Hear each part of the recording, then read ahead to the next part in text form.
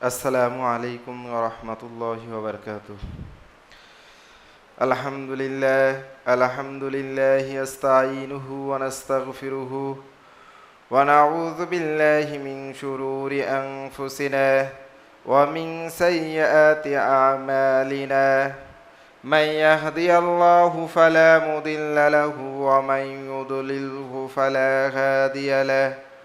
ونشهد أن لا إله إلا الله وحده لا شريك له ونشهد أن سيدنا ومولانا محمدا عبده ورسوله.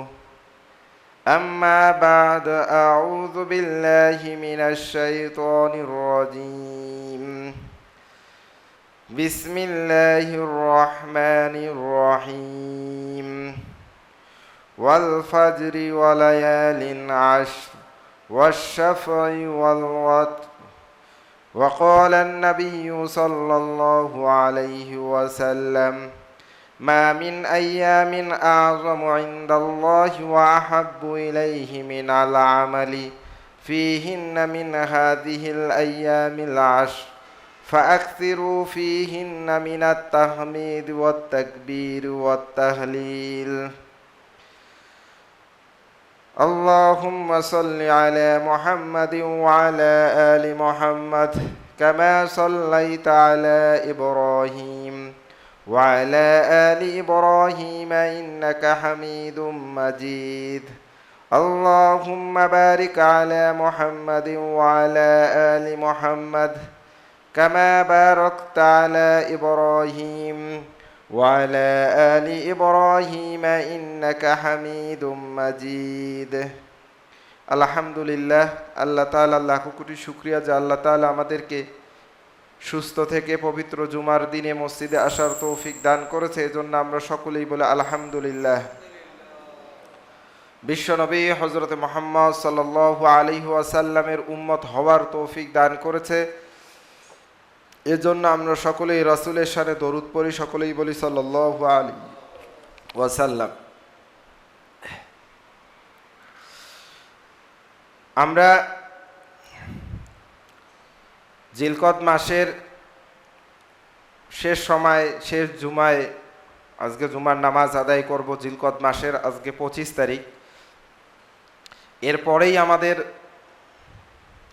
খুব গুরুত্বপূর্ণ একটা মাস আমাদের সামনে আসবে, সেটা হচ্ছে জিলহজ মাস।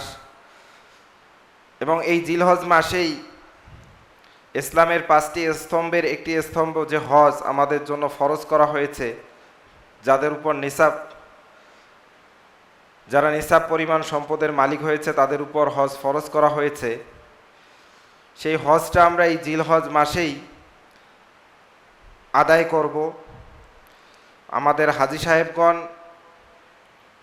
মোটামুটিভাবে তারা হজ করার জন্য মক্কায় গমন করেছে। তো আল্লাহ তাআলা আমাদের সকলকে হজ করার তৌফিক দান করুক, সকলে বলে আমিন। তো এই হজ সম্পর্কিত ধারাবাহিক আলোচনায় আমরা আজকে গত জুমায় বলেছি যে হজের ধারাবাহিক যে কাজগুলো, 5 দিনে আমরা যে কাজগুলো, হজের কাজগুলো যারা হাজী সাহেবগণ হজ করতে গিয়েছেন তারা যে ধারাবাহিকভাবে 5 দিনে যে কাজগুলো করবে, এগুলো আমরা একটু জানার চেষ্টা করব। এবং আল্লাহ তাআলা আমাদের কাউকে যদি তৌফিক দান করে, আমাদেরকে যদি তৌফিক দান করে, আমরাও যখন হজে যাব সেই কাজগুলো যেন আমরা ধারাবাহিকভাবে করতে পারি, সেটা এখন থেকে একটু আমাদের জানা থাকলে কাজটা করা আমাদের জন্য সহজ হয়ে যাবে। এবং জিলহজ মাসের প্রথম যে 10 দিনের কথা এসেছে, এই 10 দিন সম্পর্কে আল্লাহ তাআলা পবিত্র কোরআনেই এই 10 দিনের ফজিলত সম্পর্কে আল্লাহ তাআলা বর্ণনা করেছেন। এবং আল্লাহ তাআলা এটাও ঘোষণা দিয়েছেন যে এই 10 দিন পৃথিবীতে যতগুলো দিন আসবে তার মধ্যে সবচেয়ে বেশি উত্তম এবং আল্লাহ তাআলার নিকট প্রিয়। এবং এজন্যই আল্লাহ তাআলা সূরা ফাজরের মধ্যে বলেছেন যে ওয়াল ফাজরি ওয়া লায়ালিন আশর। এই যে ওয়া লায়ালিন আশর, এখানে 10 রাত্রির কথা বলা হয়েছে। এই 10 রাত্রি দ্বারা কোন রাত্রকে বা কোন দিনকে উদ্দেশ্য করা হয়েছে এটা নিয়ে মুফাসসিরিনগণ একমত হয়েছেন যে এই রজনীটা বা এই রাতগুলো হচ্ছে এই 10 রাত্রের কথা আল্লাহ তাআলা যে সূরা ফাজরে উল্লেখ করেছেন, সেই 10 রাত্রিরই হচ্ছে জিলহজ মাসের প্রথম 10 রাত্রি। তো এই রাতগুলোরও বা এই দিনগুলোরও ফজিলত অনেক রয়েছে, এবং এই দিনগুলোতে আমরা কি ধরনের আমলগুলো করব বা আমাদের জন্য কি ধরনের আমল করণীয়, এগুলোও আমরা আজকে জানার একটু চেষ্টা করব।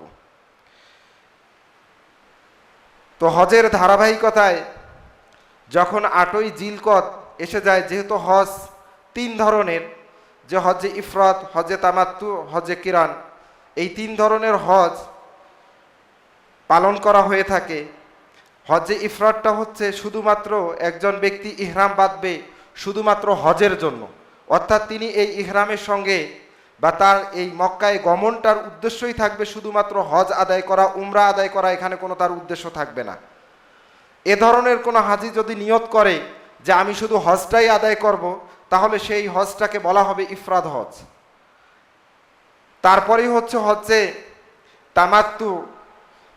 এই হজটাকে বলা হয় যে একজন ব্যক্তি যখন মক্কার উদ্দেশ্যে, হেরেম শরীফের উদ্দেশ্যে রওনা করবে, তখন সে এখানে 2টা নিয়ত করবে, একটা হচ্ছে ওমরার নিয়ত আর একটা হচ্ছে হজের নিয়ত, অর্থাৎ সে 2টা নিয়তেই করে নিবে, এবং মাঝখানে সে এটা নিয়ত করে নিবে যে আমি প্রথমে গিয়ে ওমরা আদায় করব এবং তারপরে আমি কিছুদিন পরেই আমি হজ আদায় করব, অথবা সে এটা নিয়ত করবে যে আমি প্রথমে হজ আদায় করব এবং পরে আমি ওমরা আদায় করব।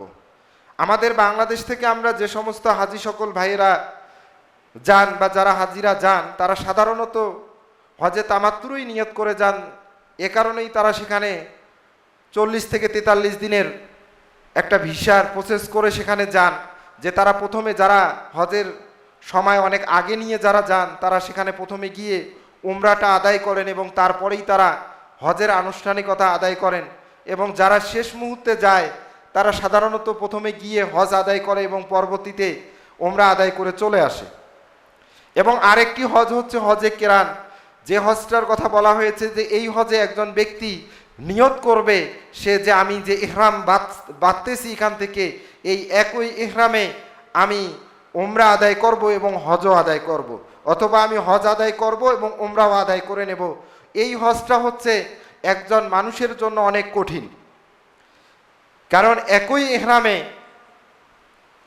উমরা আদায় করা এবং তারপরে ইহরাম না খুলে হজ আদায় করা, এটা একজন মুহরিমের জন্য অনেক কষ্টকর হয়ে যায়।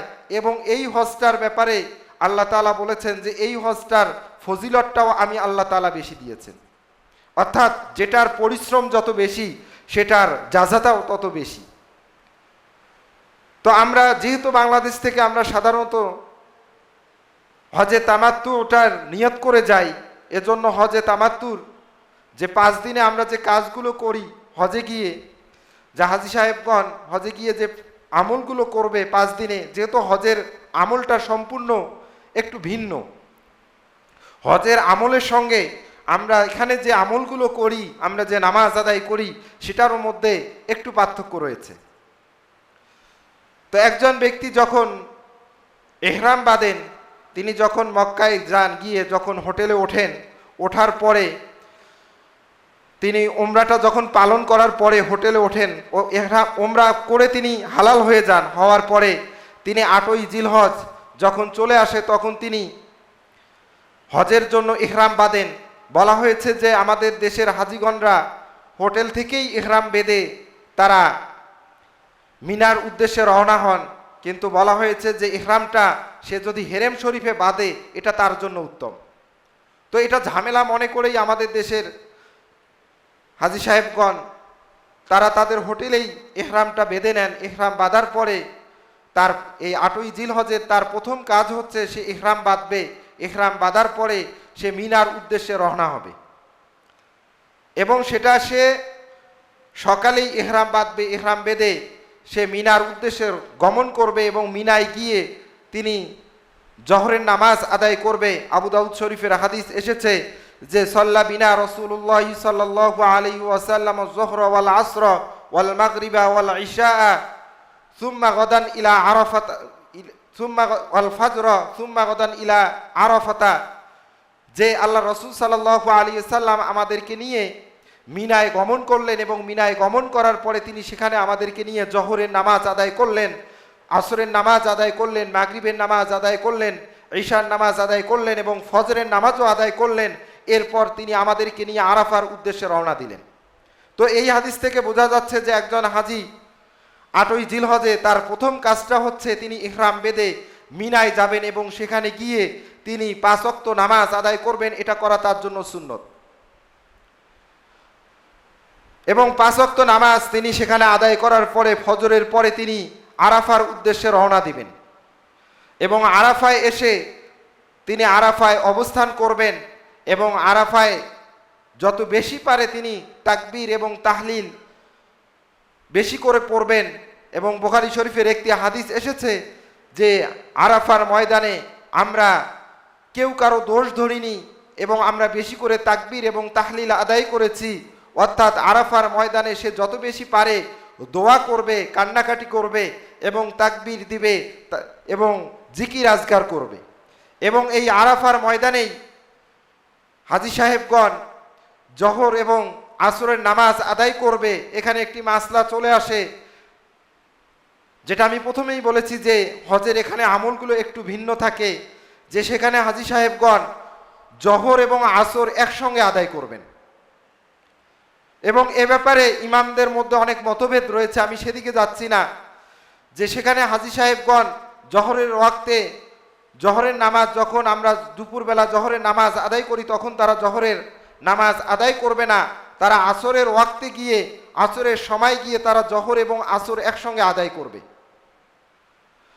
এবং এ ব্যাপারে ইমামদের ইখতিলাফ রয়েছে যে আসলে জমা বাইনা সলাতাইন অর্থাৎ 2 নামাজকে একত্রিত করা যাবে কিনা।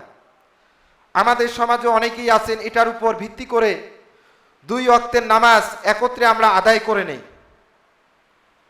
আমি প্রথমেই বলে নিচ্ছি যে এটা পূর্ণ মাসলা। তো আমরা যারা হানাফি মাযহাব অনুসরণ করি আমাদের জন্য 2 ওয়াক্ত নামাজ একসঙ্গে একই ওয়াক্তে আদায় করা বৈধ নয়, এটা আমাদের জন্য বৈধ নয়। হজের ক্ষেত্রে বলা হয় যে আল্লাহ রাসূল সাল্লাল্লাহু আলাইহি সাল্লাম এখানে যে হাদিসটা এসেছে যে আল্লাহ রাসূল সাল্লাল্লাহু আলাইহি সাল্লাম জোহর এবং আসর একসঙ্গে আদায় করেছেন, এর উদ্দেশ্য হচ্ছে যে আল্লাহ রাসূল সাল্লাল্লাহু আলাইহি সাল্লাম জোহরের নামাজ শেষ ওয়াক্তে আদায় করেছেন এবং আসরের নামাজ প্রথম ওয়াক্তে আদায় করেছেন। এভাবে তিনি সেখানে 2 ওয়াক্ত নামাজ একসঙ্গে আদায় করেছেন, যেটা দেখে স্বাভাবিক দৃষ্টিতে দেখে মনে হচ্ছে যে আল্লাহ রাসূল সাল্লাল্লাহু আলাইহি সাল্লাম 2 ওয়াক্ত নামাজ একসঙ্গে পড়েছেন। তো হাজী সাহেবগণ সেখানে জোহর এবং আসর একত্রে আদায় করবেন এবং করার পরে যখন সূর্য অস্ত যাবে বা সূর্য অস্তের উপক্রম হবে তখন হাজী সাহেবগণ মুজদালিফার উদ্দেশ্যে রওনা দিবেন এবং মুজদালিফায় যখন তারা মুজদালিফার উদ্দেশ্যে রওনা দিবেন মুজদালিফায় যাওয়ার পথে তারা রাস্তায় মাগরিবের নামাজ আদায় করবে না, তবে কেউ যদি আদায় করে তাহলে আদায় হয়ে যাবে। বলা হয় যে তারা সেখানে মাগরিবের নামাজ আদায় করবে না। ইমাম তিরমিজি একটি হাদিস নিয়ে এসেছেন যে আল্লাহ রাসূল সাল্লাল্লাহু আলাইহি ওয়াসাল্লাম জোহরের যে মুজদালিফার উদ্দেশ্যে রওনা দিলেন এবং রাস্তার মধ্যে যখন মাগরিবের ওয়াক্ত হয়ে আসলো আল্লাহ রাসূল সাল্লাল্লাহু আলাইহি সাল্লাম তার বাহন থেকে তিনি নামলেন এবং সেখানে উযু করলেন, কিন্তু তিনি পরিপূর্ণভাবে উযু করলেন না এবং তিনি আবার তার সওয়ারিতে উঠলেন এবং সাহাবীরা প্রশ্ন করলো, ইয়া রাসূলুল্লাহ আপনি মাগরিবের নামাজ আদায় করবেন কিনা? আল্লাহ রাসূল সাল্লাল্লাহু আলাইহি সাল্লাম সেখানে উত্তর করলেন না এবং আল্লাহ রাসূল সাল্লাল্লাহু আলাইহি সাল্লাম মুজদালিফায় গিয়ে সেখানে মাগরিবের নামাজ প্রথমে আদায় করলেন এবং তারপরে আল্লাহ রাসূল সাল্লাল্লাহু আলাইহি সাল্লাম ঈশার নামাজ আদায় করলেন।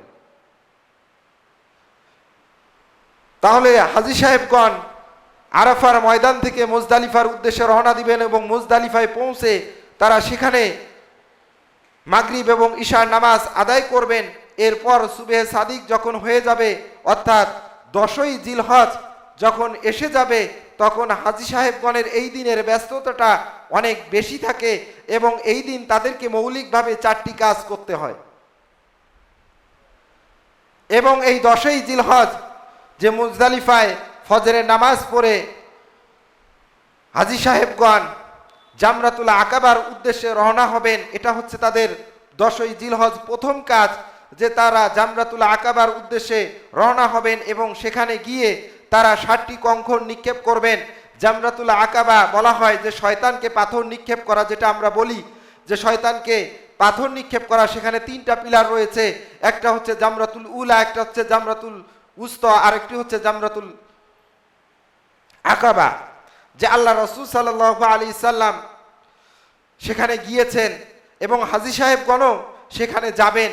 গিয়ে জামরাতুল আকাবা, এটা বড় পিলার রয়েছে যেটা মসজিদুল হারম থেকে বেশি দূরে অবস্থিত, অর্থাৎ বাকি যে 2টা রয়েছে সেটা কাছাকাছি এবং এই বড়টাই মসজিদুল হারম থেকে বেশি দূরে।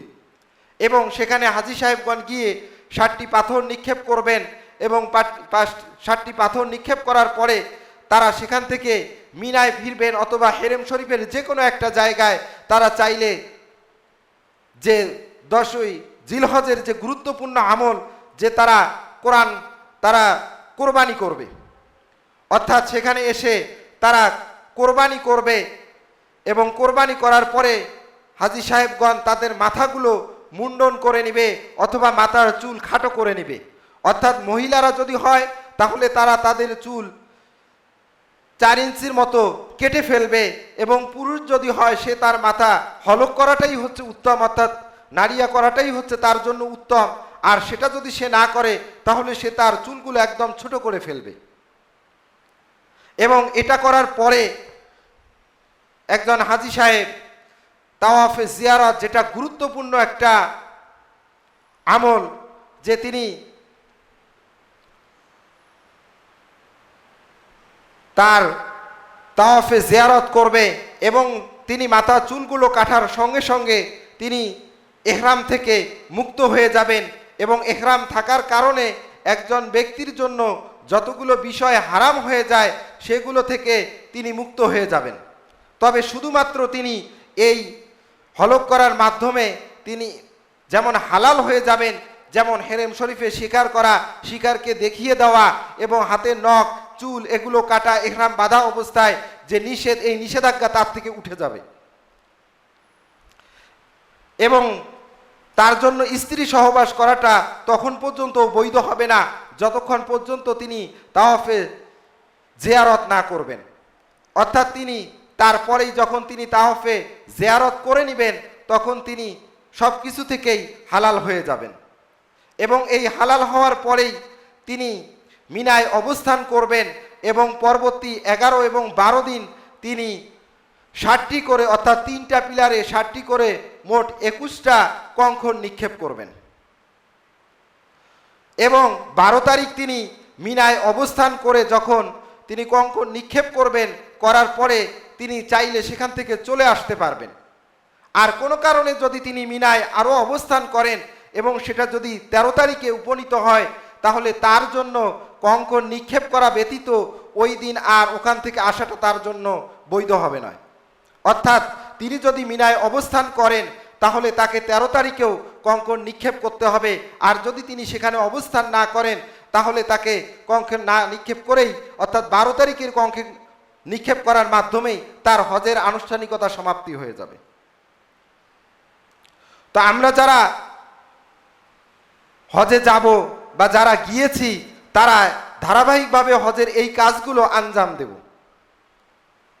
এবং এই হজের মধ্যেই একটি গুরুত্বপূর্ণ আমল হচ্ছে যে কোরবানি করা।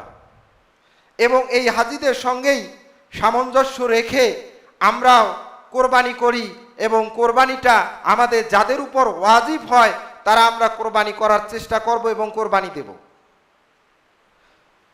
অনেকেই হয়তো আমরা চিন্তা করি যে কোরবানির নিসাবটা আসলে কার উপর কিভাবে আসে। আমরা মনে করি যে কোরবানির নিসাবটাও হয়তোবা যারা ধনী শুধুমাত্র তাদের উপর, আর যারা আমরা গরিব রয়েছি তাদের উপর নয়। কোরবানির নিসাবটা হচ্ছে যে ব্যক্তির নিকট জিলহজ মাসের এই 5 দিন, অর্থাৎ হজের যে 5 দিন রয়েছে এই 5 দিনে সে যদি নিসাব পরিমাণ সম্পদের মালিক হয়ে যায়, অর্থাৎ 52.5 তোলা রূপার মালিক হয়ে যায়, অথবা 52.5 তোলা রূপার সমমূল্য অর্থের যদি সে মালিক হয়ে যায়, অথবা 7.5 ভরি গহনার সমপরিমাণ অর্থের মালিক হয়ে যায়, অথবা 7.5 ভরি গহনার মালিক হয়ে যায়, তাহলে তার উপর কোরবানিটা ওয়াজিব হয়ে যায়।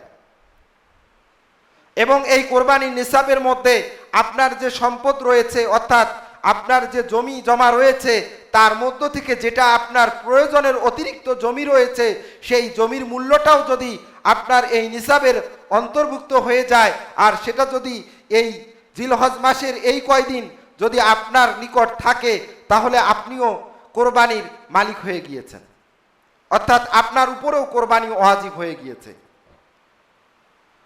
তো এই কোরবানিটা আমরা জিলহজ মাসের 10 তারিখেই করে থাকি, এবং আল্লাহ তাআলা পবিত্র কোরআনে জিলহজ মাসের এই 10 দিনের ফজিলত এত বেশি বর্ণনা করেছেন যে আল্লাহ রাসূল সাল্লাল্লাহু আলাইহি ওয়াসাল্লাম তার হাদিসের মাধ্যমে এটা আমাদেরকে জানিয়ে দিচ্ছেন যে মা মিন আইয়ামিন আযমু ইনদাল্লাহি আহাব্বু ইলাইহি মিনাল আমালি ফীহিন্না মিন হাযিহিল আইয়ামিল আশরি ফাআকতিরু ফীহিন্না মিনাত তাহমিদি ওয়াত তাকবীরি ওয়াত তাহলিল।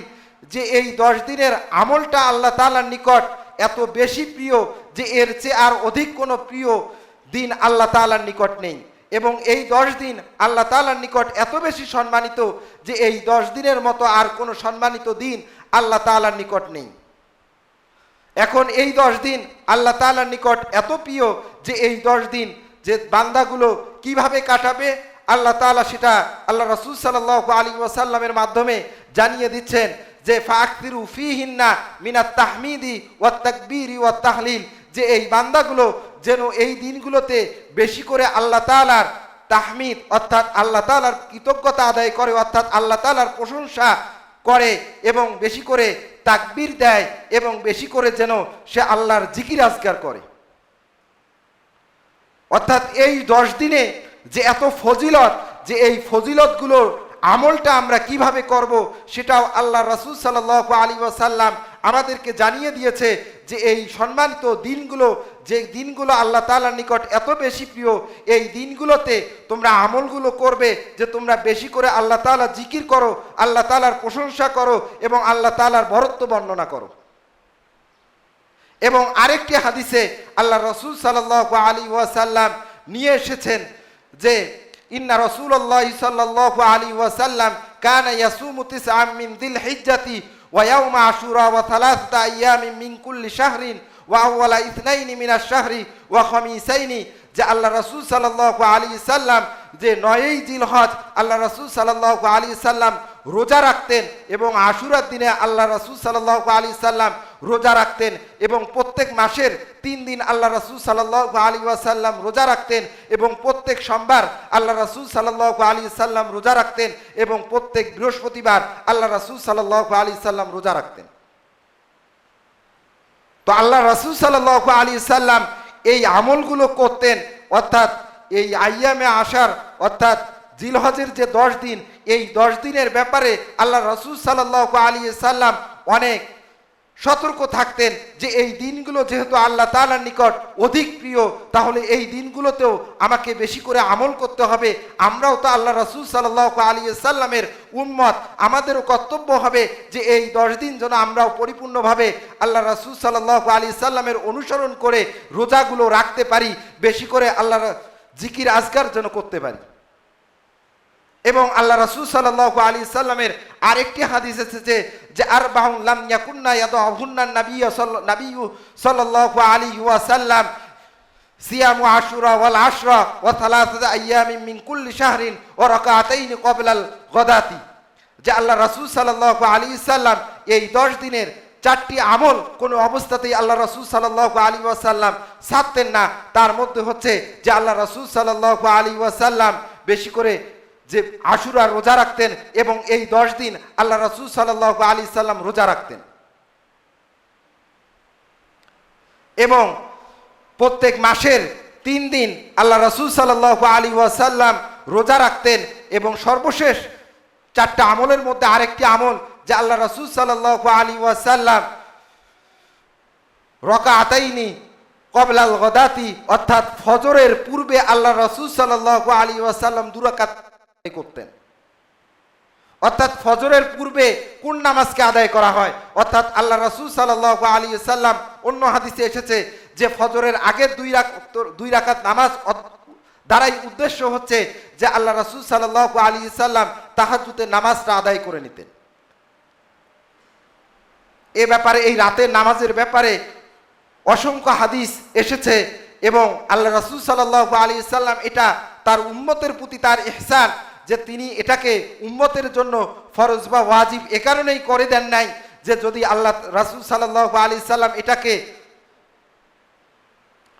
এমনভাবে আমল করতেন যে রেগুলার যদি আল্লাহ রাসূল সাল্লাল্লাহু আলাইহি ওয়াসাল্লাম আমল করতেন তাহলে হয়তোবা এই উম্মতের জন্য সেটা ফরজ বা ওয়াজিব হয়ে যেত।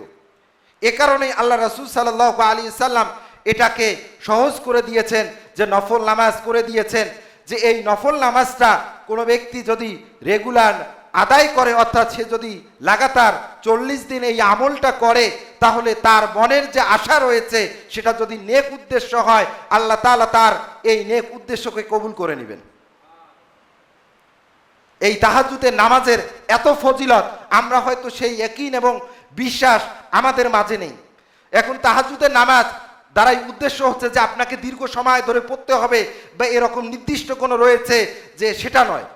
আপনি 2 রাকাত নামাজ আদায় করেই আল্লাহ তাআলার নিকট আপনার মনের অভিব্যক্তি যদি প্রকাশ করেন, তাহলে আল্লাহ তাআলা আপনার ইচ্ছাকে অবশ্যই কবুল করে নেবেন।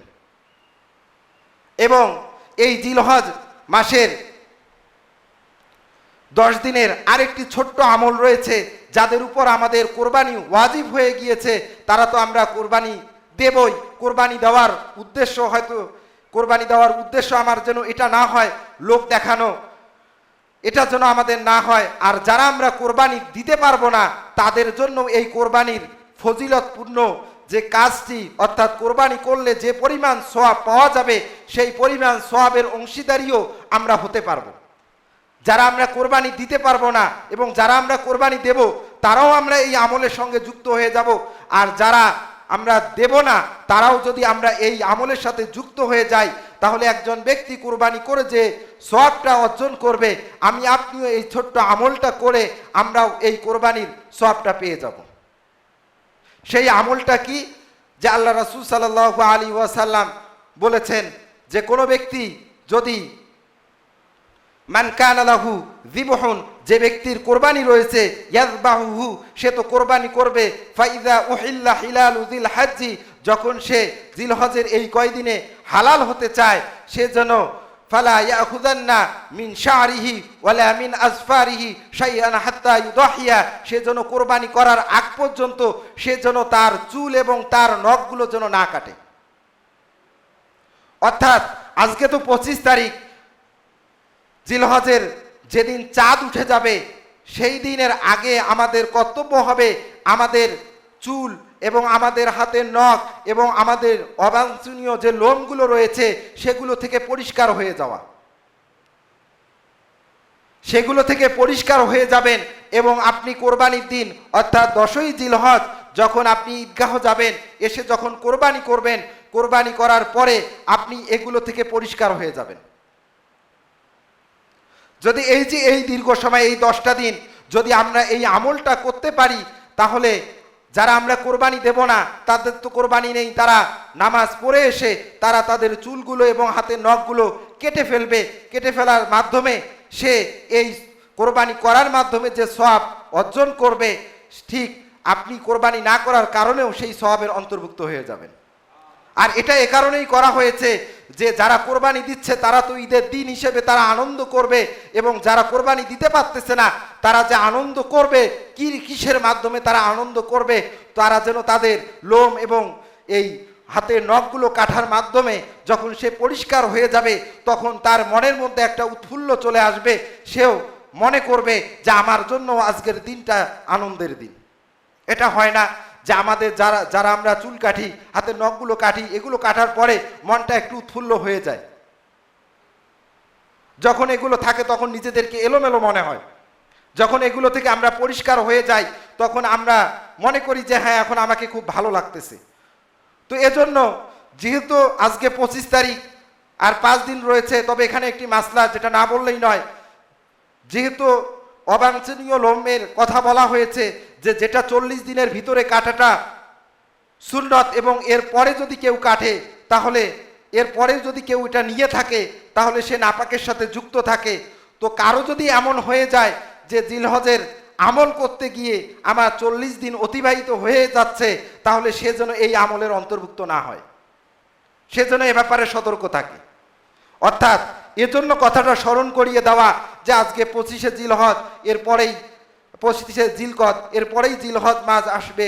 তো চাঁদ ওঠার আগেই আমরা নিয়ত করে নেব যে আল্লাহ, আমি হয়তো কোরবানি দিতে পারতেছি না, বা আমি কোরবানি দেব, আল্লাহ সঙ্গে সঙ্গে আমাকে এই আমলের অন্তর্ভুক্ত করে নাও। তো আল্লাহ তাআলা আমাদেরকে সকলকে দিনের সহি বুঝে সে অনুযায়ী আমল করার তৌফিক দান করুক। ওয়া আখিরু দাওয়ানা আনিল হামদুলিল্লাহি রাব্বিল আলামিন।